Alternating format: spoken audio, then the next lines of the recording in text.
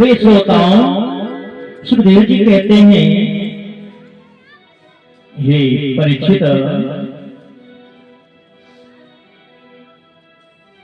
भगवान श्री हरि बहुत ही दयालु हैं, भक्तों पर शीघ्र कृपा करने वाले वो परमात्मा हैं। प्रिय भक्तों, हाँ ये बताइए, देवताओं के गुरु कौन थे? हम भूल जा रहे हैं बार बार। आप क्या बोल रहे हैं? पहले माफी। कौन थे देवताओं के गुरु? हाँ हाँ, बृहस्पति जी। वाह। और दैत्यों के गुरु शुक्राचार्य। देखो दैत्यों के गुरु याद कर रखे हैं। प्रिय श्रोताओं, जब देवासुर संग्राम हुआ उसमें बहुत सारे दैत्य मारे गए। तब दैत्यों के गुरु शुक्राचार्य जी क्या करते हैं? अपने अमृतमय दृष्टि से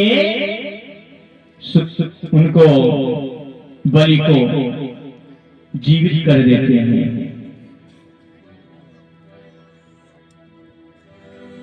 बलि क्या करते हैं? ब्राह्मणों की सेवा करते हैं, ब्राह्मणों की पूजा करते हैं और सेवा पूजा करके बहुत शक्ति प्राप्त कर ली। कहते हैं कि ब्राह्मण अगर कोई है, उनको वंदन कर रहे हैं तो ब्रह्म वाक्य जनार्दन, ब्राह्मण जो कह दे वो मिथ्या जाने वाला नहीं है। बलि राजा हुआ। प्रिय भक्तों, बलि था रोचन का बेटा, दैत्यों का राजा कहता था।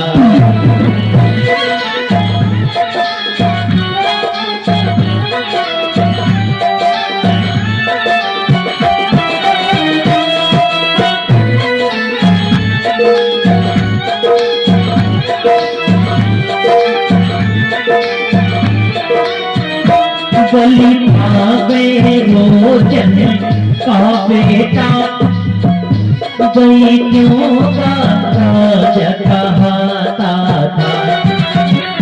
धीरे धीरे उसका सारा जीवन, धीरे धीरे उसका सारा जीवन वेदान जाता था।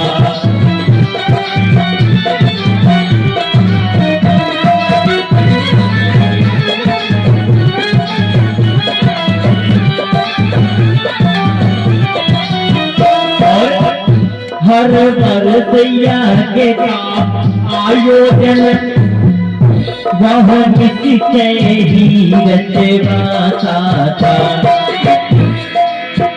हर वर्षैया के आयोजन वह निश्चय ही रचवाता था। जो धनवादे आता था, जो धनवादे आ जाता था, वह याचक भी न जाता था।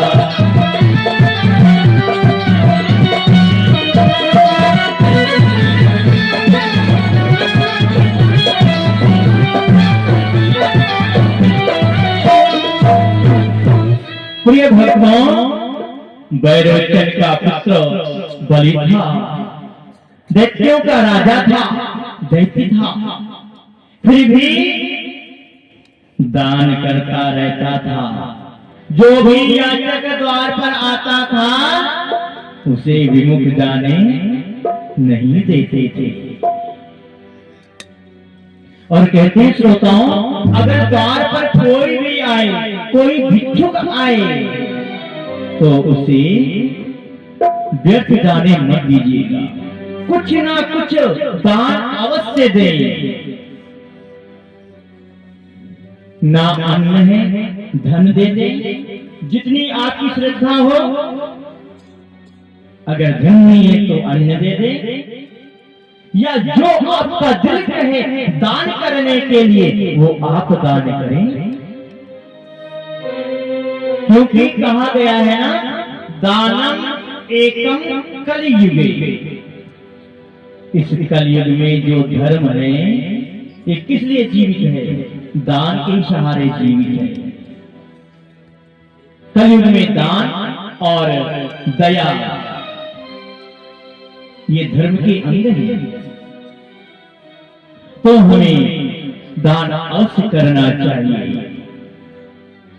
राजा बलि दान करते हैं। एक बार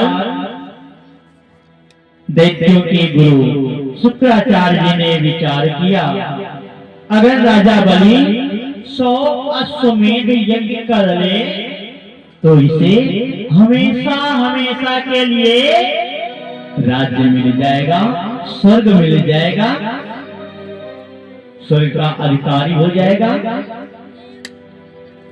इसी भांति व्रतदान में बीत गए कुछ का, एक बार 100 यज्ञ का बलि ने लिया संकल्प।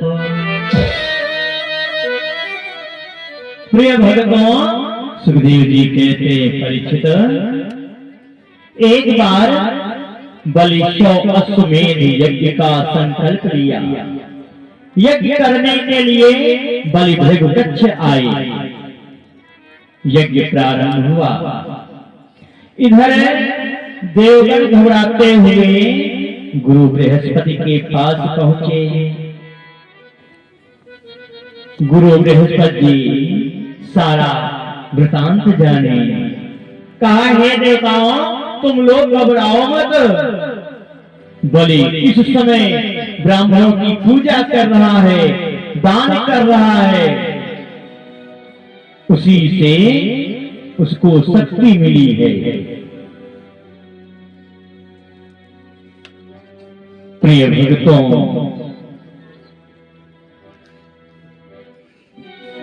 अब दैत्य राज्य चलने लगा।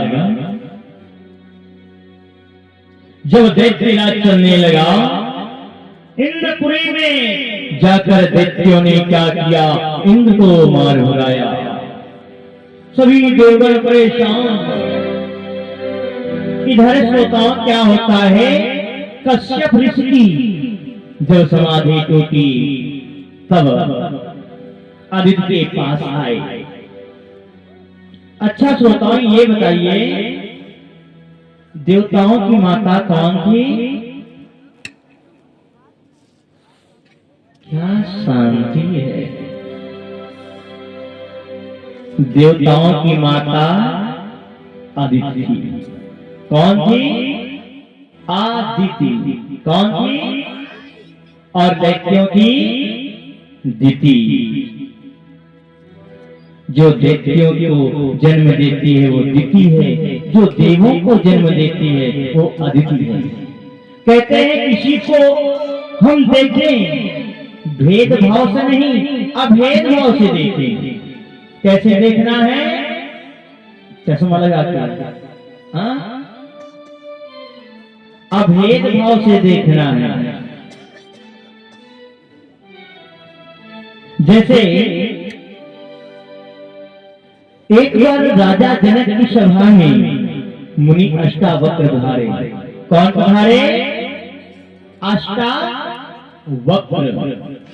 अष्टावक्र जी ऐसे हैं, 8 जगह से टेढ़े मेढ़े हैं। राजा जनक की सभा में पहुंचे। सभी राजा जनक की सभा वाले सभी हंस पड़े मुनि को देख करके। अष्टावक्र को देख करके राजा जनक भी हंस पड़े। जब राजा जनक हंसे तो अष्टावक्र भी हंस पड़े। राजा ने कहा, अरे नहीं, हम तो आपके इन विचित्र अंगों को देखकर हंस रहे हैं, फिर आप किस लिए हंस रहे हैं? अष्टावक्र ने उत्तर दिया, हे राजन, मैं तो समझ रखा था कि आपकी सभा में सभी ज्ञानी हैं, विद्वान हैं, लेकिन मैंने आज देख लिया सभी दुष्ट हैं। अरे मुझको क्यों देख रहा है? मेरे शरीर को क्यों देख रहा है? मेरी आत्मा को तो देखो, मैं कितना पवित्र ब्राह्मण हूं। तो प्यारे, हमें किसी को देखना है तो भेदभाव से नहीं, अभेद भाव से देखना है। सुखदेव जी महाराज कहते हैं, परीक्षित, आदित्य के पास कश्यप जी आए। आदित्य माता उदास हैं, क्या करें? पुत्रों का राज्य छीना गया, दैत्यों का अधिकार हो गया। तब श्रोताओं, आदित्य मैया क्या करती हैं? कश्यप ऋषि की सेवा करती हैं। कश्यप ऋषि प्रसन्न हुए। तब कश्यप ऋषि कहते हैं, हे देवी, तुम पायोव्रत करो, फाल्गुन मास के शुक्ल पक्ष में 12 दिन तक केवल दूध पी करके तप करो, कमल नयन की पूजा करो। प्रिय श्रोताओं, मैया आदिति व्रत रखने लगी। जब 12 दिन पूर्ण हुए तब भगवान श्री हरि प्रकट हुए। बोले विष्णु भगवान की। जैसे ही प्रकट हुए, भगवान ने कहा, हे देवताओं की मैया, क्या चाहिए? आदित्य मैया कहती है, हे प्रभु, हे भगवान, बस मैं कितना चाहती हूँ, मेरे पुत्रों को राज्य वापस मिले, पुनः राज्य मिले। भगवान कहते हैं, मैया आप चिंता मत करें, हम पुत्र रूप में आएंगे और अपनी लीला से लीला करेंगे। प्रिय श्रोताओं, तभी भगवान अपने चतुर्भुज स्वरूप को अदृश्य कर दिया और छोटे से वामन भगवान स्वरूप में भगवान प्रकट हो गए। बोले वामन भगवान की।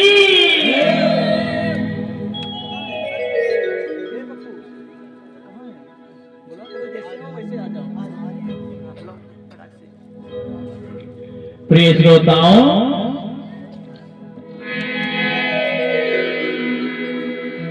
जैसे ही भगवान कटुक रूप में हुए, मैया आदित्य स्वरूप देख करके प्रसन्न हो गई।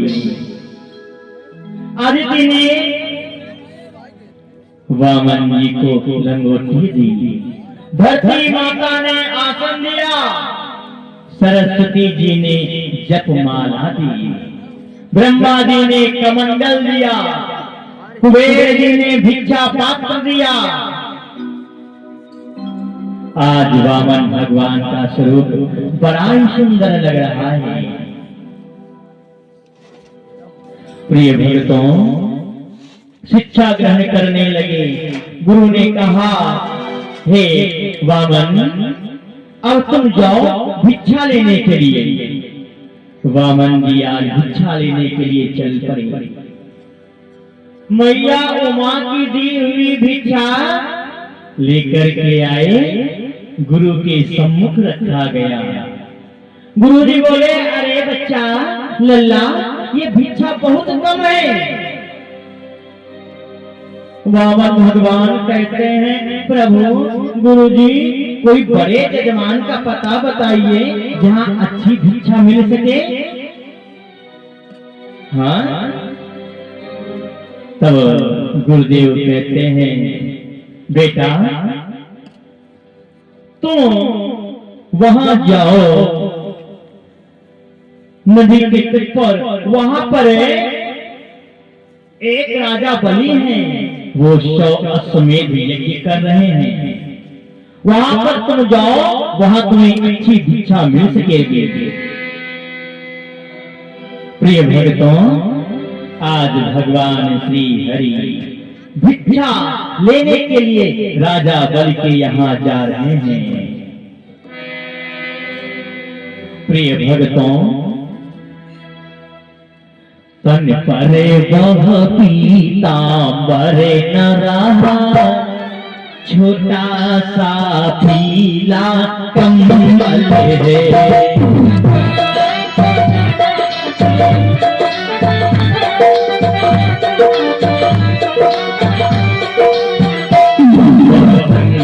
नहीं वह चक्र नहीं, वह पंख नहीं, वह चक्र नहीं, हाथों में दंड कमंडल है।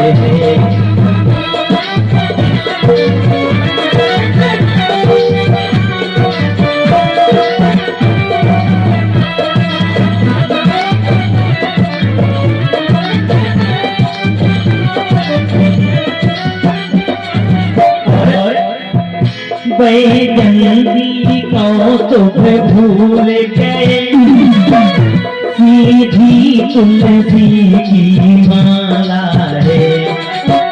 ब्रह्मांड दबाने वाले के, ब्रह्मांड दबाने वाले तब रही बगल भगशाला है।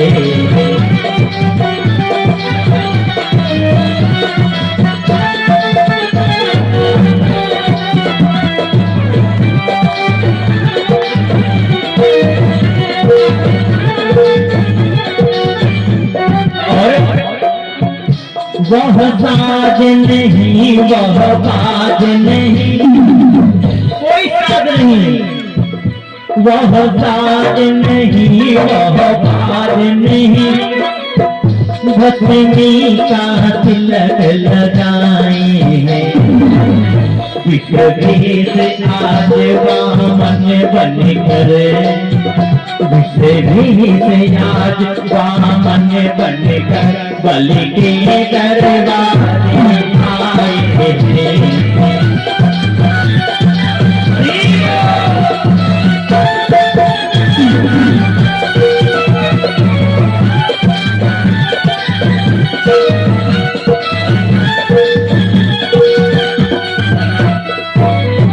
प्रिय भक्तों, भगवान का स्वरूप बड़ा अच्छा लग रहा है। माथे पर कस्तूरी का तिलक है, भस्मी का तिलक है, हाथों में दंड कमंडल है, बगल में मृगछाला दब रही है, कांधे पर छोटा सा पीला कंबल है। आज वामन भगवान चल पड़े, राजा बलि के यज्ञशाला में पहुंचे। राजा बलि भगवान को देख कर के बड़े प्रसन्न हो गए कि ये बटुक ब्राह्मण आए हैं भिक्षा रूप में।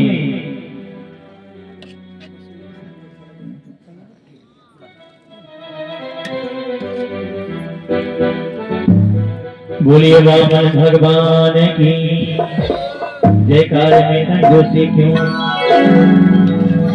मतलब हम पड़ोसी की कसम दिलाते हैं, पड़ोसी की कसम दिलाते हैं, फिर भी कोई फर्क नहीं। हमारे भैया दादा लोग देखो क्या देते हैं। बोलिए भागवत महापुराण की, वामन भगवान की। हरि वामन भेष बनाए, बलि राजा के द्वारे आए। हरि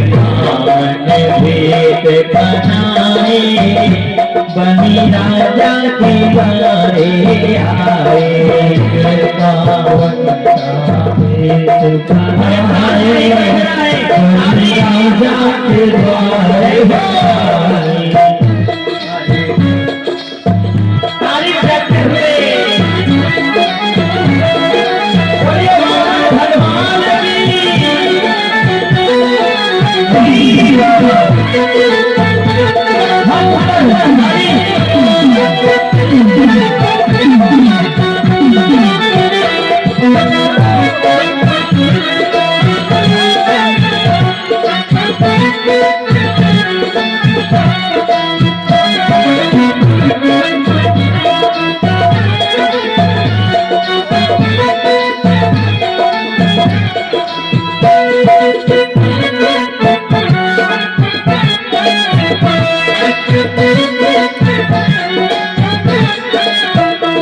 देखिए वामन जी आ गए हैं। अब ये भिक्षा लेने के लिए आए हैं। क्या लेने के लिए आए हैं?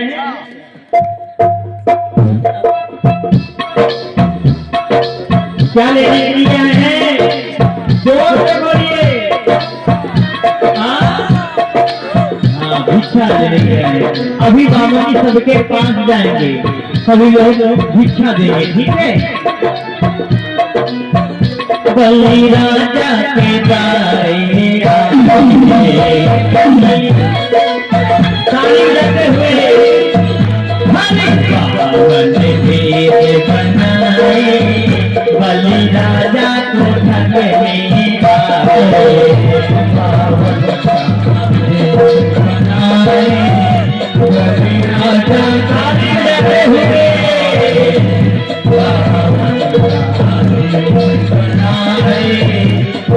राजा के द्वारे इनके नन्हे नन्हे पाँव, इनके नन्हे नन्हे पाँव, इनके नन्हे नन्हे पाँव, इनके नन्हे नन्हे पाँव, इनके नन्हे नन्हे पाँव, इनके नन्हे नन्हे पाँव, इनके नन्हे नन्हे पाँव। राजे वामन ने भेद बनाए, बलि राजा के द्वारे आए,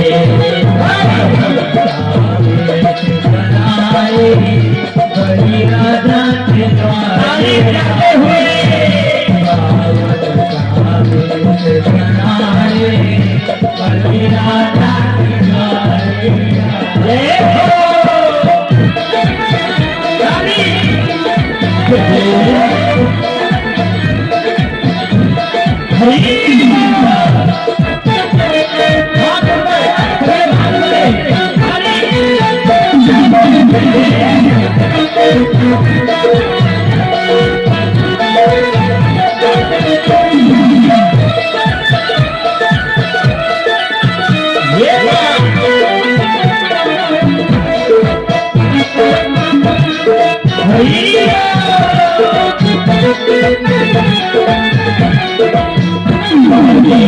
मन भेद बनाए, बलि राजा के द्वारे आए, मन भेद बनाए, बलि राजा के द्वारे आए।